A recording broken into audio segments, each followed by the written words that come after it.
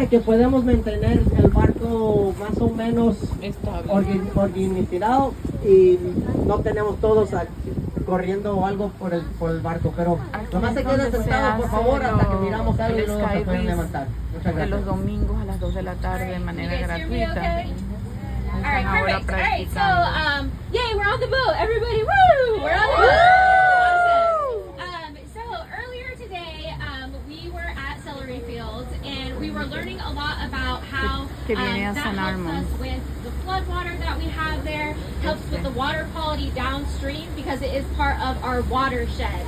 Can anybody remind me from earlier today what that watershed? What was the definition of a watershed?